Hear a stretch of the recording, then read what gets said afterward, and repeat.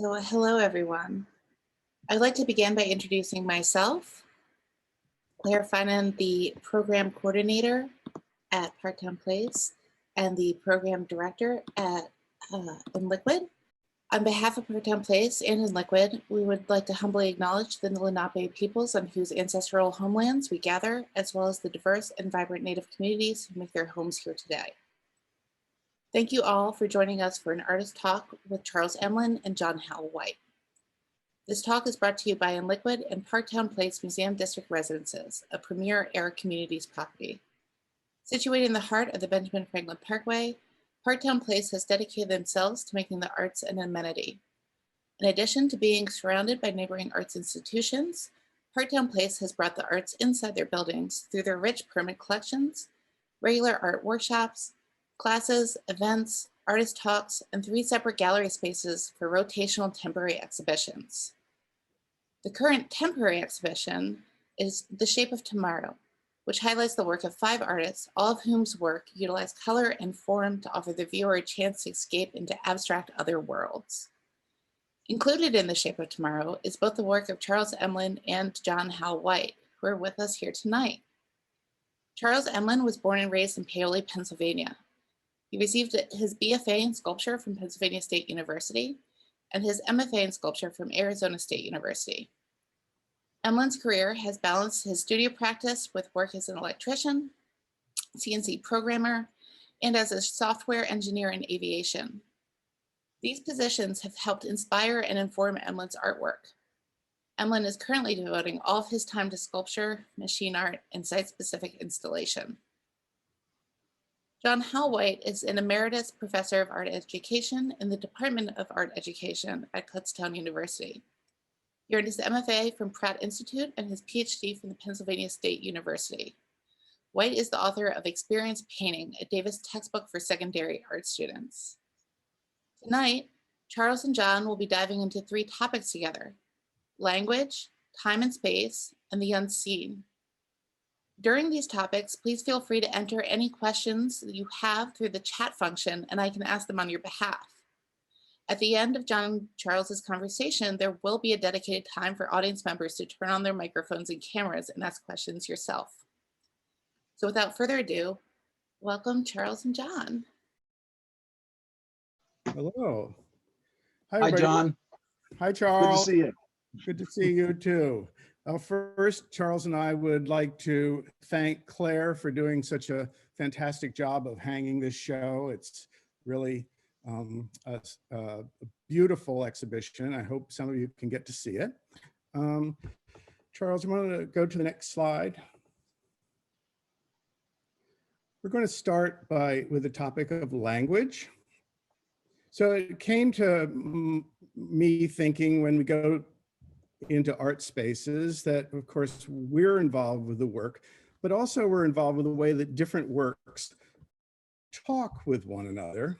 So I thought, Charles and I thought we would use that as a kind of conceit for this presentation as being a conversation between us.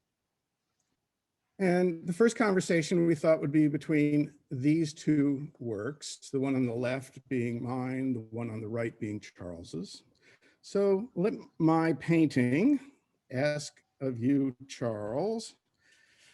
Well, first of all, it seems like our work is completely different. We have, so I do paintings, you do sculptures, mine are kind of flat, non-objective. Yours have all kinds of stuff on them sometimes, sometimes not. But as I look at this piece and I look at the title, Alpha Channel, I see all of these different images floating on these flat surfaces of the sculpture.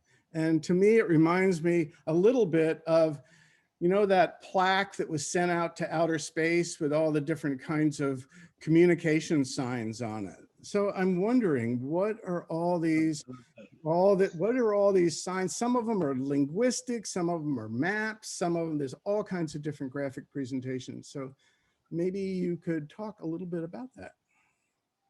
Yeah, sure. I like the reference to that image, whatever that went out on something like Voyager, or one of those deep space travelers. So Alpha Channel is obviously it's a three-dimensional sculpture, but I've been wanting to do this thing with a lot of 2D graphics on a piece for years. It has 4 panels around it, and each panel has all unique images. There's about 60 images on the whole sculpture. You know, I think mostly the piece is about information. There's lots of different forms of language and symbology and iconography on here. Many of them are images that I created my own, and digitally on the computer. Some of them are just things that I stole from the internet. Others are snippets of software from my previous career. Just briefly, the term alpha channel, it happened later after I finished the piece, but it refers to this. If you think of every pixel in a computer image as having a red, a blue, and a green component, well, there's a 4th component called the alpha in a 32-bit pixel.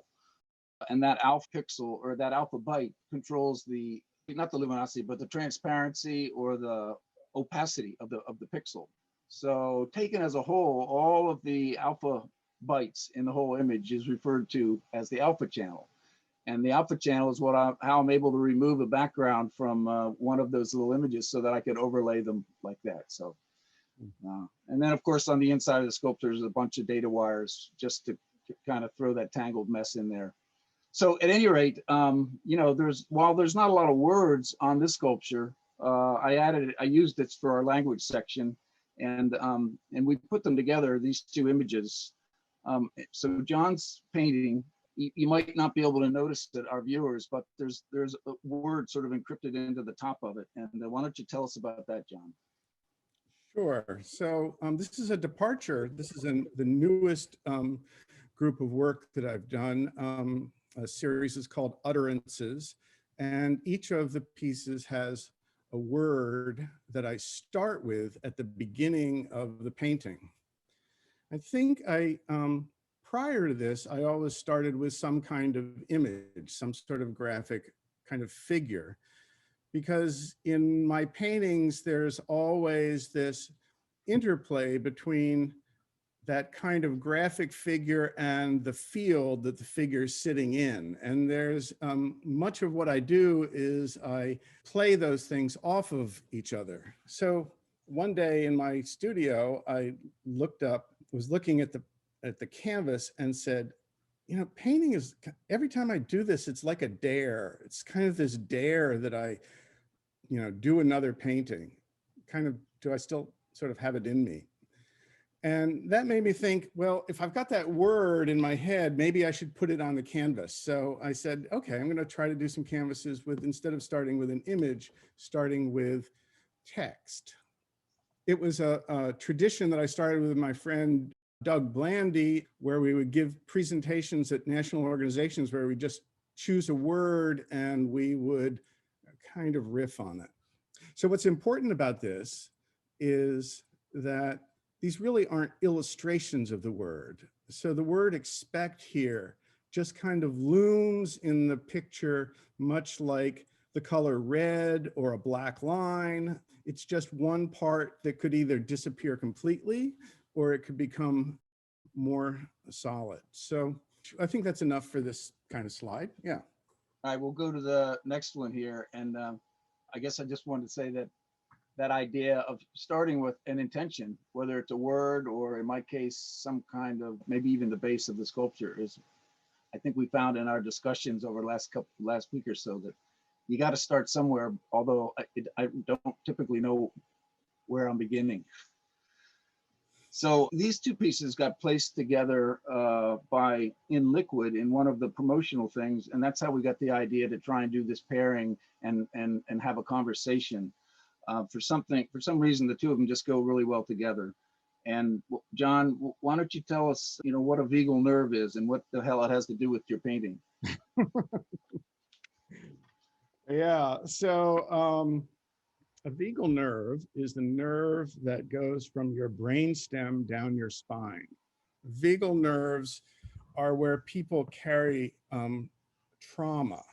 So there's been a lot written about vagal nerves and how we can ameliorate some of the trauma that we're in. we carry trauma in lots of ways, and I don't mean necessarily trauma like, I don't know, some kind of major abuse, but just interruptions in our life, these sort of traumatic things that we hold as memory. And we hold those memory in language, but I think we also hold those memories in the way that our sort of nerves layer on top of one another. I see our bodies maybe a little bit like you do, Charles, as kind of depositories of the events in our life that we hold both linguistically, but we also hold in our sort of muscle memory. And one of the things I think that we can do in art is use those latent capacities or latent tensions that we have within us to make something visible that otherwise is invisible. So the vagal nerve, I did a whole series where the images in the middle were kind of vaguely references to sort of body parts. So Good. Yeah. So I'm looking at yours and I'm thinking it seems very, I love the way it kind of sits in relationship to my piece because they both have all those green in it, of course, but they also kind of this sort of wired thing going on. And I'm wondering about communication and what kind of role generally communication, thoughts about communication, how they function in your work, because this seems like, I don't know, well, encryption, you've got encryption. So already it's a funny space that we're living in which we're decoding things all the time. So tell me how Yeah. encryption and all that. Well, I got a couple of thoughts. The first thought is this: I can't cop to much trauma in my life, but I am a catastrophic thinker. So I just thought I'd throw that in there. Looking at the piece, and I'm starting to realize now that it does have, if you look closely, there's kind of a gnarly backbone inside of it that's maybe reminiscent of your vagal nerve. So it's like the longer I look at them, the more I feel like they have in common. And the piece really is intended to be a miniature data transmission tower. So if you're talking about information or communication, that certainly has a lot to do with maybe not what I was thinking about when I first started making it, but as I go along, I start to build ideas into these pieces. So, it fits with that in the spirit of language and communication. So we'll go on to the What's the viral? What's the viral part? I'm not really sure. I give these things titles after I'm done, and I try and up the ante with the piece. I try and put more information into it than I've actually built into it with the physical thing. Honestly, I thought viral encryption sounded pretty intriguing, so that's why I called it that. Yeah, so this piece was a series that I did on script. So there, if you look at these layers of lines that are kind of looping lines that go across, I saw that reading almost as a kind of proto-writing that would frame the work. And you notice here that that kind of field, it plays against that kind of bluish figure that's sitting in the middle of the field. So the field, which could be in this case language or could be pulse or something like that, is playing against image or thing or object. I like field because I think it's an interesting problem. How do you get something like wind or air into a work of art? So this relates to language in that way. I'm only just now seeing that blue figure in there. That's awesome. Yeah. I like it's either reminding me of a rows of humans or some kind of cryptic language. So it's good. So this is one of the new series utterances, and you can see sort of at the top, there's a word. I'll tell you what the word is because the image is so small. The word's beauty. It says beauty? It does say beauty. It's somewhere in there. It says beauty, yeah. Okay, all right. I think I can see it. So the word is just, they're not nothing words. They're words that can prompt me to think about things that I want to think about more. And I've been doing some reading about some ideas about beauty and creativity. But what this has really done for me is I would get to the end of a painting and I would have to make up a name for the painting. And in the process of making a work, you're thinking about all kinds of things. And so there's all kinds of language going in that's informing the work. And so I think these pieces I did to sort of honor that, but not to let any particular word overpower. The benefit for me is now I actually remember the titles of the paintings that I give them, because this will always be beauty for me, because that's the word that's on there. So it makes it easy to remember the titles of the paintings. I like that, because I think we've sort of stumbled on this and talking about this stuff, is that there's always more than one thing going on when you're working on a piece of art. And frequently there's a conversation in the back of your mind, and sometimes it's just a couple of words. What a great thing to do is to kind of anchor it in there. Yeah, I can never gather them all at the end. There's just, the basket is just too full of all the things, all the artists, all the artists that I think about in the process of making the work, all the conversations I have with friends, all the books that I read, all the movies that I see, everything is just sort of kind of vibrating in the work. So this is a piece that I wanted to show you in relationship to I did it before the vagal nerve piece, but you can see in the center, there's this figure and then this red line that's sort of moving through it, and out to the side, almost like your kind of radio things, Charles. There are these gestural images that read on one hand like maybe Asian calligraphic writing of some kind, but also that look like vagal nerves. They just kind of act as a chorus to this central figure that seems in this maelstrom. Is this one canvas or three? Oh, this is 3 canvases, and the canvases are about 8 feet tall and about 5.5 feet wide, each one of them. So the whole thing is, about 15 feet long. I keep wanting them to be the same painting in different phases of the progression, but I can see that they're 3 different paintings. It's kind of messing with my mind. Yeah, yeah. So the ones on the left and the right, did they get pulled along further? Like, see, the one in the center seems almost more complete, more resolved than the ones on the left and the right. I wanted the one in the center to be kind of a central figure and to have more complexity. More of an anchor.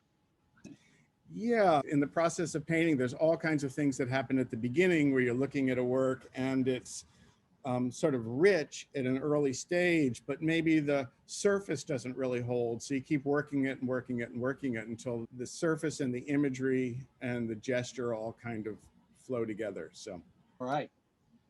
Well, I'm going to try and get through these real quick. I'm mostly a sculptor, but when we decided to have a segment on language, I thought I would include some of my 2-dimensional stuff, which is more related in a lot of ways to language. So this piece here is called Do Ugly to Go-Go. It's a digital work. It's printed on canvas. It's about 40 inches by 40 inches. And there's a lot of different things in here, but mostly it's about digital communication and software and a lot of things that I guess I'm interested in. The little bit of pseudo code up here, it says do ugly to go code, do echo as is, do read in, receive or transmit, exit if. It's sort of a mock-up of how you might lay out some software before you actually write the code. It's called pseudocode, but I took some liberties with it and just kind of got funny with it. So mostly what's going on here in the background of this piece, if you see, there's a whole bunch of very small text, just sort of gibberish. Hold on to that idea. There's a whole bunch of information in the background. So this little fellow right here is a little snippet of code, which is at the heart of an encryption algorithm, a very simple kind of encryption algorithm.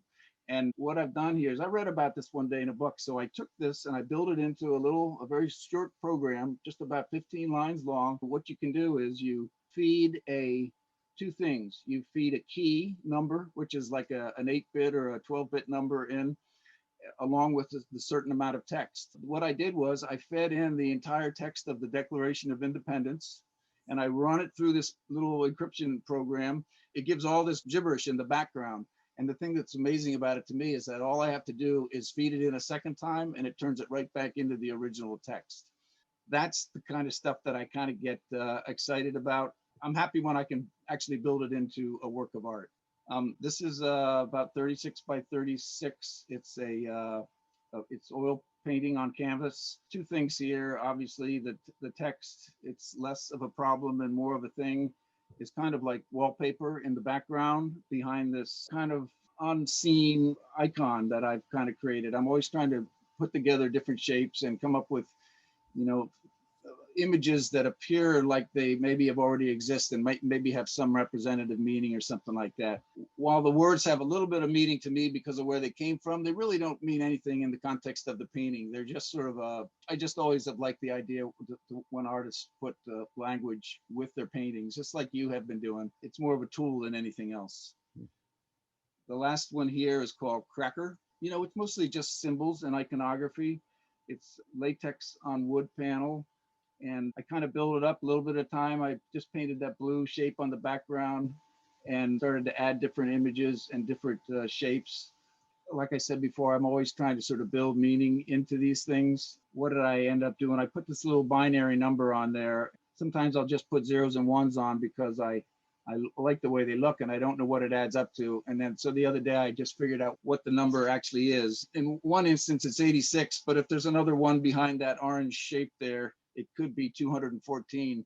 And when I added 86 and 214 together, it equals 300. And I thought that was a nice round number. So I was happy with that. So just make stuff up, you know. I'm just always interested in creating some kind of images that it's all fiction. I don't know. Charlie, when you say building meaning, do you mean that you are just making connections between, you're making connections between things as you're layering symbols on, or you don't mean like a meaning, do you? You mean more like? No, I'm trying to sort of fill it with some false sense of purpose. It's like I'm making a story that doesn't really have a plot.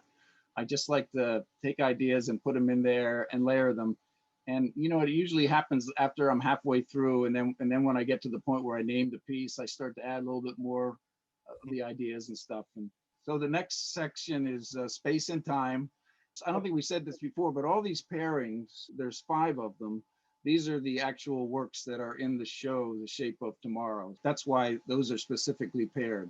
This is another one of John's Spiegelner pieces. And when I look at this, I start to see all these layers, right? And as a sculptor, a 3-dimensional person, I think of layers and I wonder, is that a depth? Is there space back there? You know, are those layers, or are they really just very close 2-dimensional planes laying tight together? So tell me about that. So I make the paintings over a fairly extended period of time. There are these kind of layers of application of material, and each layer of application invests the work with a different kind of sense. Like in this piece, the only thing that started at the beginning of this painting was that central form. It was a small line drawing. And then I put that line drawing up on the canvas.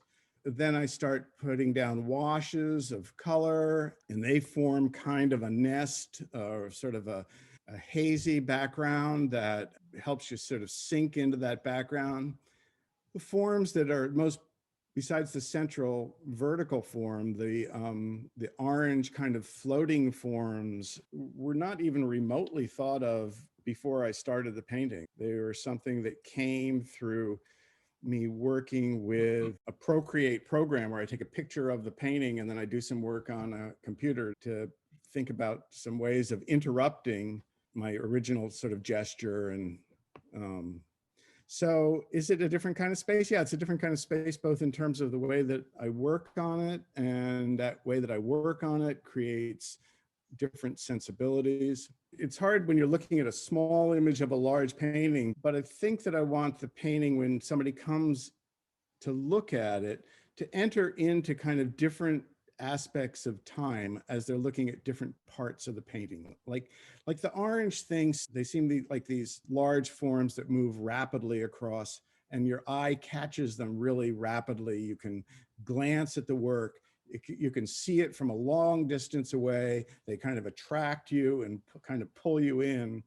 But then there's this sort of dense, dispersed kind of background that becomes interesting and infinite when you come close to it. So I want both of those, that kind of sense of time, um, of a speedy look, but then kind of a languid look at the same time in the work. I think paintings, I've often said, I think that paintings are things that should be looked at again and again and again. They don't really do that well in the world of where images dominate.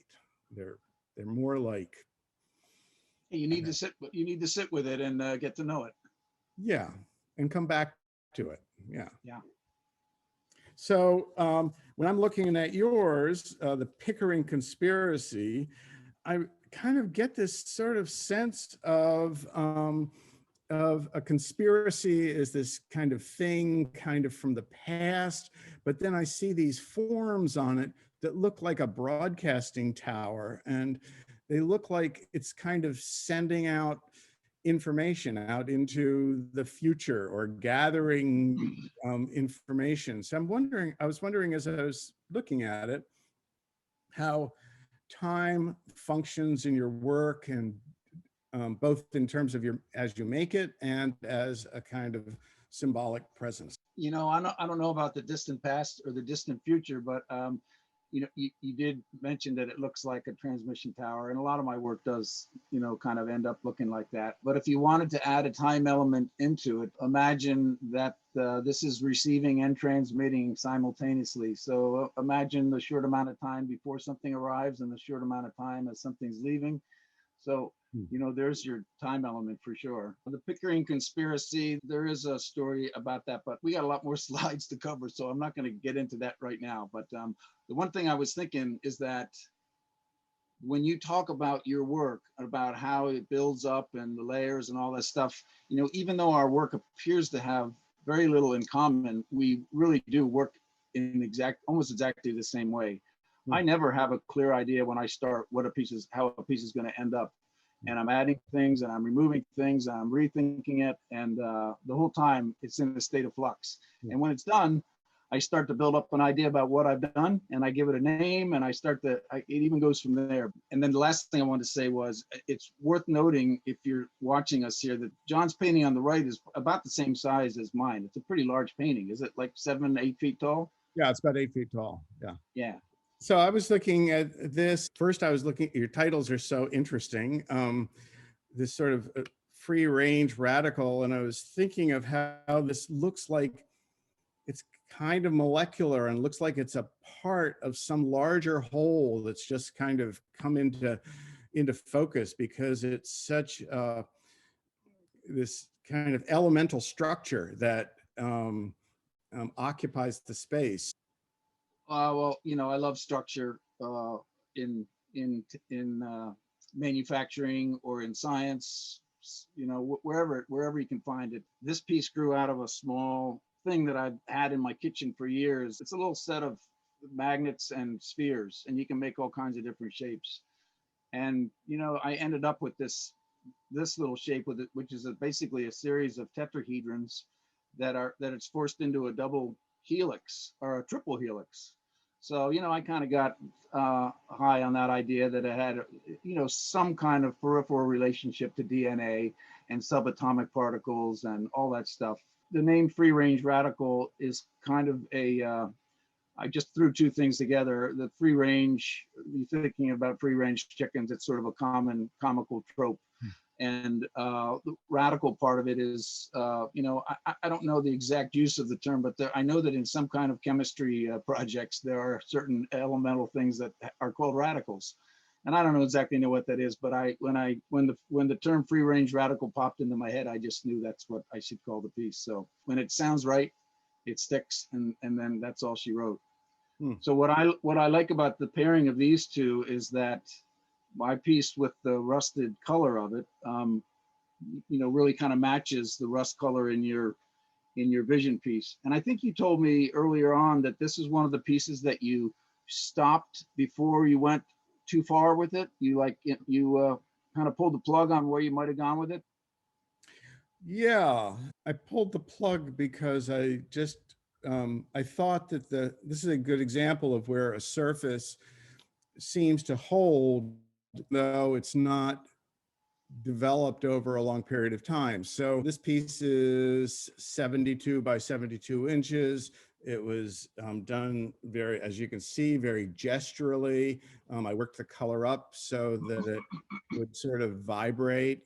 I thought that any further work on it, I would lose that impulse. So, I mean, oftentimes when I'm working, my kind of first impulses will seem really attractive to me and I'll go, oh, wow, this is great. But then I'll come back the next day and say, no, this doesn't really hold. And I don't think it's going to hold over time. And this piece, just the opposite happened. I saw it. I liked the beginning gesture, and it seemed like it had enough body to it to kind of hold your attention over a period of time. So, but you were able to stop, and I know that's a hard thing to do. Every now and then I'm working on something. I think I should just leave this piece alone, and it's almost impossible because I feel like I'm going somewhere, and it's hard to do. So you have to know when to stop. So I called this vision because it's really about sort of a dispersed space, as opposed to that sort of focused space of when you have a kind of a clear object. Okay, I think this is the last of the pairings. My piece here, quadrastatic rangefinder. I don't know why these pieces ended up together. I think we had 10 works and we had to put them all together. But every time I see the name on this and the name on yours and all the crazy stuff that's going on, there's something about quadrastatic that seems to resonate with all the action and all the energy in your painting there. I just love that. Yeah, but there's no words in there, is there?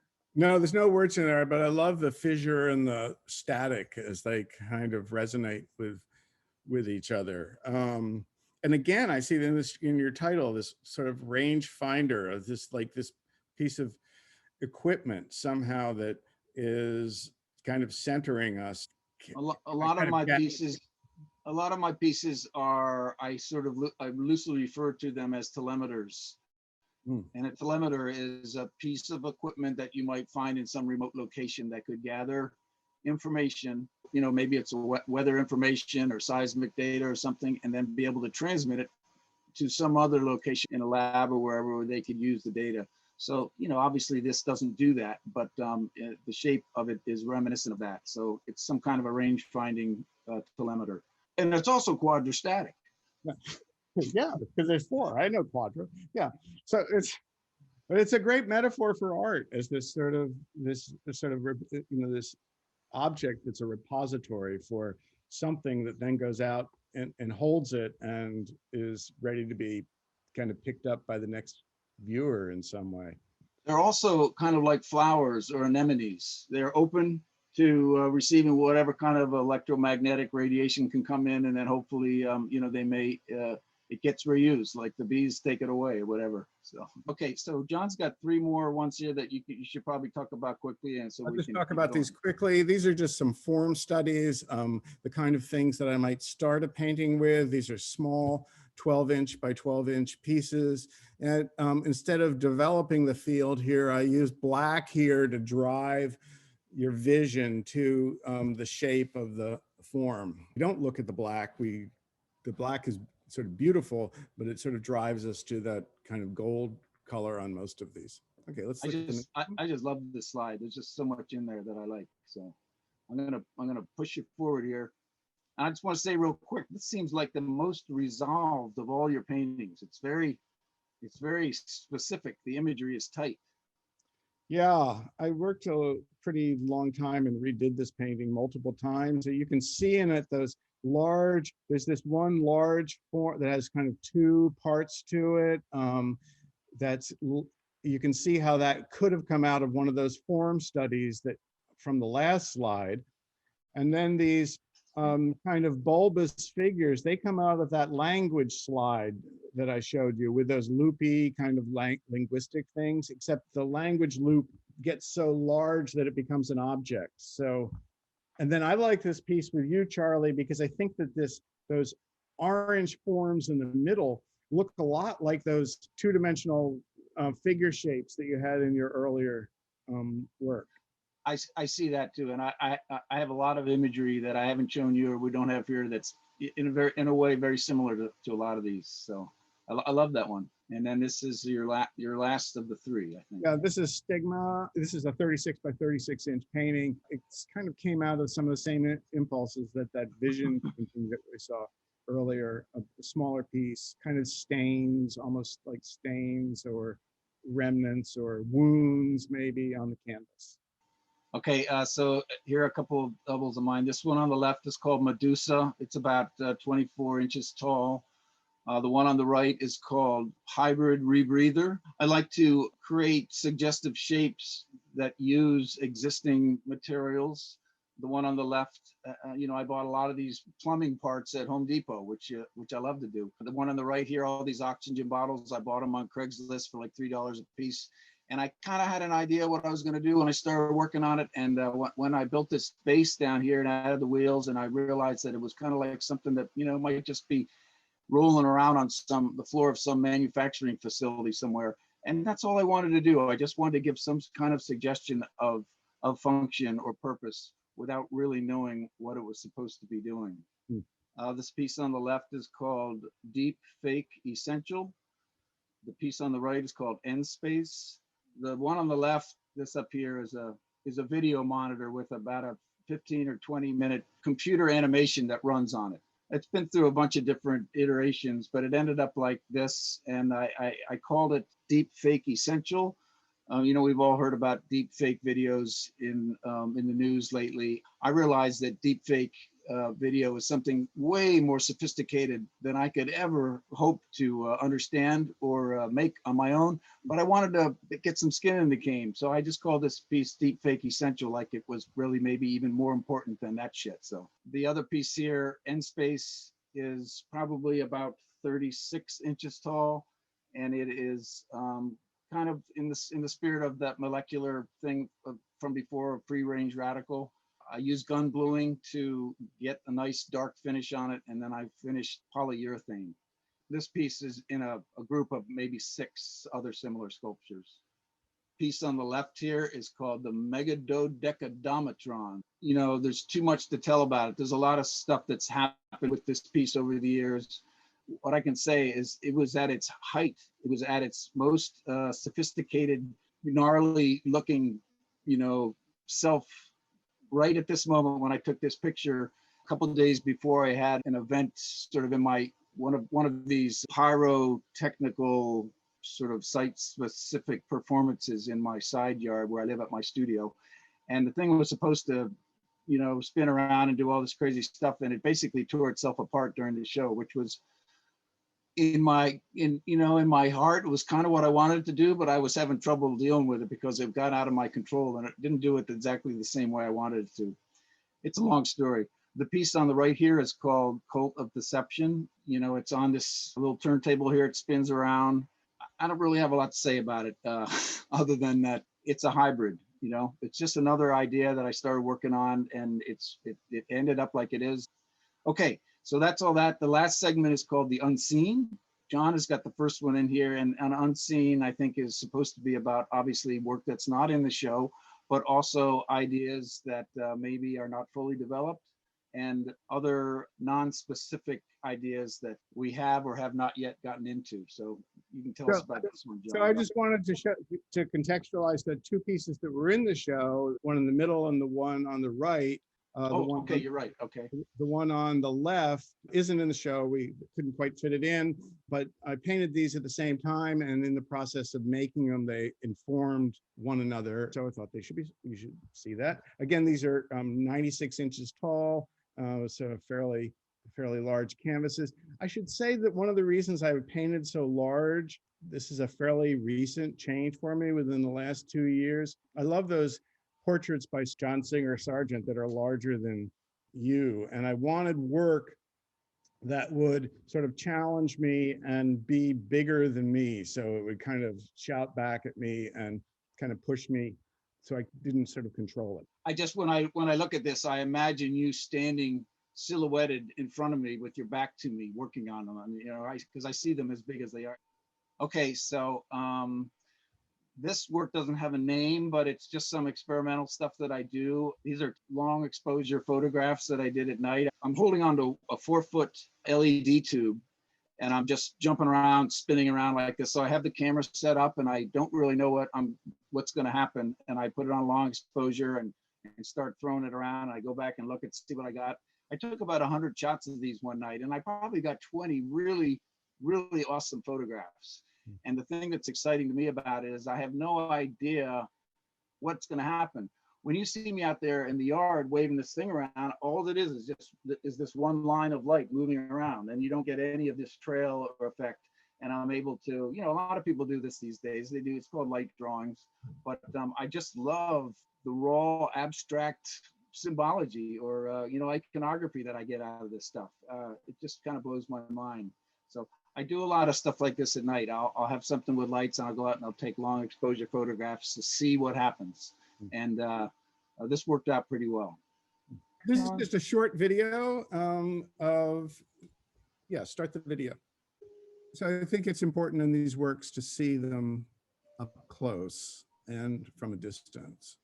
Do these videos that I show on Instagram or Facebook that provide a sort of entree into the pieces.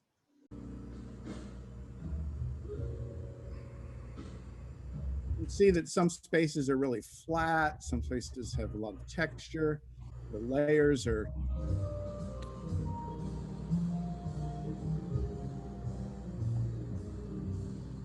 I like how watching this video when it first starts, it's not immediately obvious that it's the painting that we're looking at on the left. And then as it progresses, all of a sudden I go, oh yeah, I see that's what I'm looking at. So just to give you a sense of scale, this is a piece, these 3 pieces, a series called Ghosts. They were the first pieces that I did that were large and the first pieces that was thinking about those great Sargent paintings. And so the ghosts become these sort of images that are kind of haunting the canvases and remind me of the canvases and paintings are there to be looked at by people. So well, this is good. I'm glad you included this because I haven't seen these 3 paintings are unique compared to everything else you've shown. So it's good to see. I also like the fact that I like the look on your face. It's like, oh, welcome to my studio. Let me show you what I'm working on. Yeah, I love that. You can see the script on these. They're going across them. So there's that script and then the figure. Oh, okay, yep. And then that's like that one that you showed us a while ago. Okay. You can see how the script becomes a form on the one on the left, where they detach from the script line and become shaped. All right, so these are 2 shots from my yard. This one on the left is about a 25-foot tower with a propane torch on top of it. And the one on the right is well, I'm going to show you videos of both of these here real quick here. So here's the first one.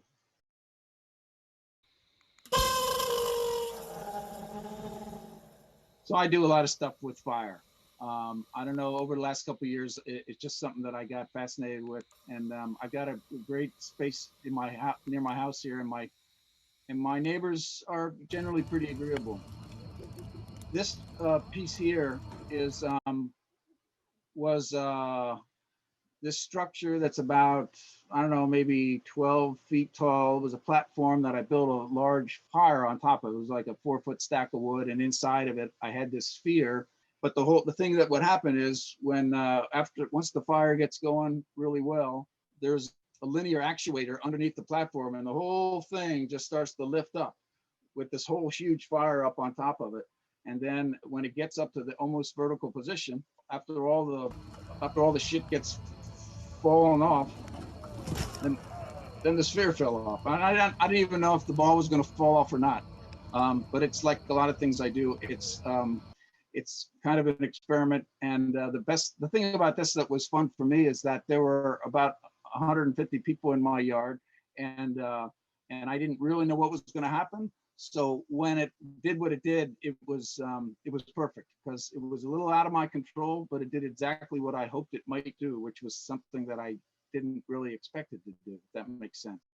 So the next one is one of yours with another video on it, I believe. I did not become someone different that I did not want to be. But I'm new here. Will you show me around?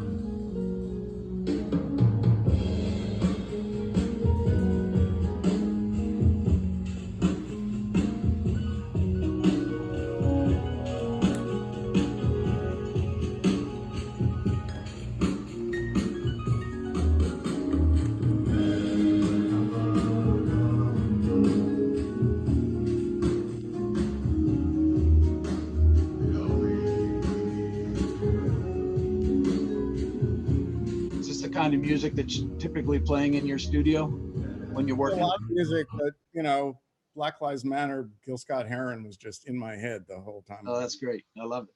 Painting. Okay, I don't think you saw this before. I changed a few things up at the end, John, here. This is this sort of pneumatic rocking machine that I created a few years back. And I'm going to show you the progression of what happened with it over a number of years. So this is what it does on its own. When I first made this thing, I just sort of started putting these parts together and realized that I had this rocking machine. So I added a pneumatic cylinder to it to help move the arm back and forth. And every time the arm moves, it shifts the center of gravity. So I can get it to rock and do a couple of different tricks like that. That's about all it does. It's a really stupid little machine, but it's really kind of endearing. So that is how it began. It looked like that. And then what I did was I built a platform and put flares on it, spinning flares, just to get a little more and this is sort of a recreation of one of the events that I've had in my yard. It's hard for me to get a good video or to get imagery when there's 150 people in my yard because I'm running around doing stuff. So sometimes I'll set a bunch of stuff up and just with one or two people helping me, I'll try and get some photographs. So that's why there's nobody in the yard. But most of the stuff that you're seeing here right now is what's happening during at least one of the events. So, okay, now there's one more video here that's going to feed into. So this is what happened ultimately. I had this smaller 3-foot tall rocking machine, and I had the idea to get together with an old artist friend of mine out in California to build one that was 15 feet tall. And of course, add a little bit of fire to it. So this one's called Dreadnought. Kind of obviously it's a fire-breathing contraption, but all it does is the same thing as that little 4-foot one. It rocks back and forth and kind of puffs itself up and blows fire out. So this is the last iteration of this rocking machine. You know, like I said, I like to take my camera and tripod outside at night and light things up and take time-lapse photographs. And I took about 50 of these one night of this thing, and I just love the ghostly appearance of these images. Obviously, I've photoshopped the color on these. I just tweaked the hue because they were all the same color when I took the photographs. I don't know, you know, I don't know what to think about these other than that they appear to be something otherworldly, but I know they came out of my basement, so I know they're not. I don't know what it is, but Very ghostly. Yeah, so this is a piece that was done on my iPad.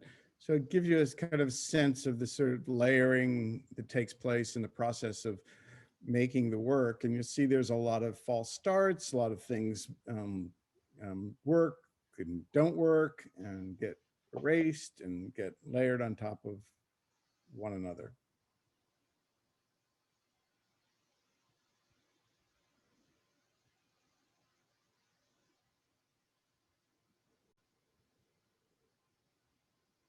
and is this one ending up as one of the, is this like Venal 2 or whatever? Yeah, this is the Vagal 2. Bagel 2, right? That's right. So this one is actually in the show, right? Yeah, so Okay. it's approximately what it looks like in the show. Yeah. This is the last slide. We're not going to talk about this, but it's just sitting there. And I guess I wanted to thank John for for doing this with me. I was really nervous about doing this, but it seemed to me like here I am doing it with sort of a seasoned artist and educator, which made it a lot easier. And then also Claire was very helpful in getting us set up and pointing us in the right direction. I don't know if you want to say anything, John, or we just turn it back over to Claire. No, it was great. Charlie and I didn't never talked to each other before, didn't know each other at all. And so it was fun spending some time thinking about this pairing and converse with him about our work. So thank you. Yeah, one day we'll actually meet in person, I imagine. Yeah. Okay, thanks. Yeah. Well, thank you, John and Charles. At this time, I would like to invite everyone in the audience to turn on their cameras, and you can interact with the artist or ask questions or each other yourself. So, John, it struck me that it was really interesting, your use of technology in that last video. And I was wondering, if that is kind of the first time that you're using technology in your work, or if you're using technology in your work in other ways, especially with Charlie using so much technology, that seemed like an interesting and unexpected connection. It's fairly new for me. It's something I haven't done all that much in the past. I've been probably the last 3 years I've been working with some graphic programs. I use it at various stages. I'm a little hesitant because the graphic program has its own quality, and sometimes it can get in the way of painting because it's so immediate. It's so, in some ways it's so simple, but it's a kind of a mistake to think that what you can do on the like an iPad is replicable with the color and gesture on a canvas. So, and sometimes when you try to translate it, it's not a good translation. About 2 paintings ago, I just ripped up a painting because I tried to do that too heavily. And so I'm not invested in the way that Charlie is. Charlie's got 2 feet in the technology world. I use computers sometimes, but for the most part, most of what I do is very low tech. But I'm okay with that because I kind of like the gritty nature of it. So, Charlie, one of the questions that I got from the audience was asking about your interest in light. It seems like that only kind of pops up here and there, and what your attraction is, and if you want to say anything more about that. Well, that actually only just sort of manifested itself over the last maybe 12 months, a little longer than that. About a month and a half, about a year and a half ago, I bought about 50 of these 48-inch LED tubes from an old artist friend of mine, and didn't really, I just wanted to have them, but I didn't know what I was going to do with them. And I just started making all kinds of stuff with them. And then I've done a lot of light work that I haven't shown here tonight. And I think that I tend to, with welding and burning stuff, it all feels like I've got this really big carbon footprint. And of course, with everything going on with global warming and all, I feel a little guilty about that. So in my mind, I'm thinking, oh, I guess I really got to shift a little bit. So I started to shift, and then all of a sudden I discovered there was a whole lot I can do with light, and I get real excited about it. I have a whole bunch of these things in my basement, and sometimes I turn them all on and turn all the other lights off, and it's just this crazy cacophony of stuttering imagery and lights, and you put a little music to it, and it just sort of takes on a life of its own.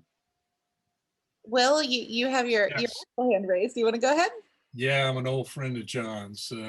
John, tell me about gravity in your paintings. They're all running down, so many of them. And is this so that you have some kind of artifact in your studio when you're done?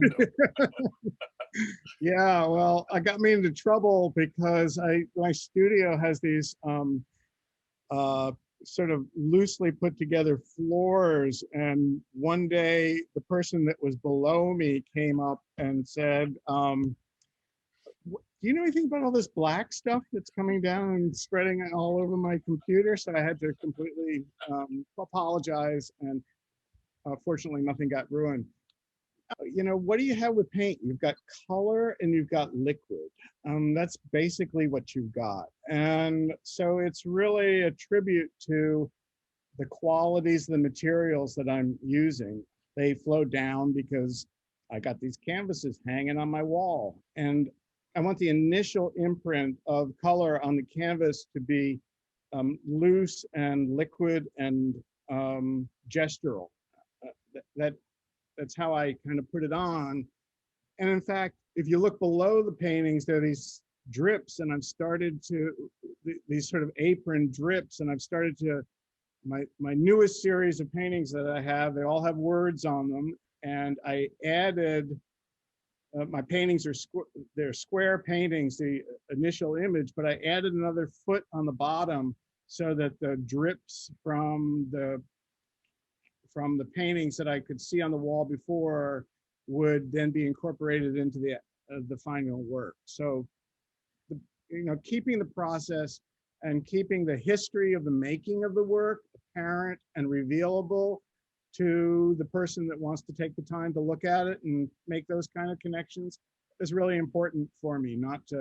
It's not about obscuring things, it's about sort of building on the past. So that's why those are all on there, because it's part of the process.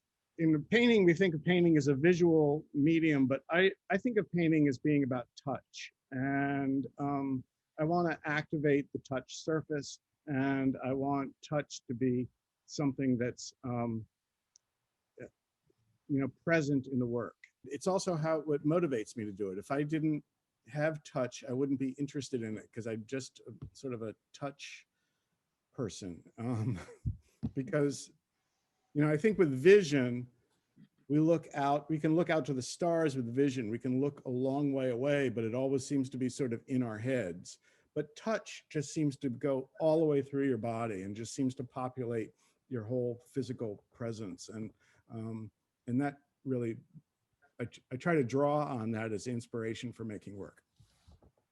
I think this might be another question, but someone had asked about the color in some of your videos is slightly different than in your still photos. And just, out of technical curiosity, which is closer to what they look like in life? The still photos are closer to the actual color. The videos, I just kind of whip out my iPhone and whatever lighting is there, and I just put on some music and dance with the paintings. Yeah, they're not highly calibrated, the color, no. Yeah. So are there any other questions from the audience? I do have a few that were submitted earlier. One of them, which I would love to hear the answer to, was, Charles, if you can quickly give the explanation for the title of Pickering Conspiracy. I know at the time when we were talking about it, you said you wouldn't go into it. Well, it's some mystery around it. It's not all that big a deal. I just made up a story. A year ago, it got accepted into the Woodmere Annual, and of course they wanted some background information. They wanted to know all about the piece. So in a pinch, I just made up a story, and it was that Pickering around here is an old name. I'm in Chester County, and there's a Pickering Township, and there are Pickering Creek and Pickering Roads. So I just imagine there's a lot of history to that word. And about 10 years ago, where I live, I had asked someone in the township about what would be the likelihood of me being able to build a cell tower on my property so that I could earn income from it. And they said, oh, no, we don't do that in this township. Nobody's going to give you permission to do that. So I just made up the story about the Pickering Conspiracy, about how somebody somehow underhandedly got the rights to be able to build a cell tower on their property, and everybody was really upset. And basically, it was just referred to ever since as the Pickering Conspiracy. That's all. I love that, creating your own lore. You can hold a grudge, yeah. Well, I think that's a good place to stop for tonight. So thank you again, Charles Emlen and John Howell for joining us tonight. And thank you to Park Towne Place for their support for this talk and being such an advocate for Philadelphia arts community. And of course, you, the audience, thank you so much for joining us. Thank you, Claire. I appreciate it. And thank you, John. Thank you, Charlie. Thank you. We'll talk Bye, later. John. Thank you. Bye. Bye, Ruth. Bye, Chris. Bye, Kate. Bye, Fran.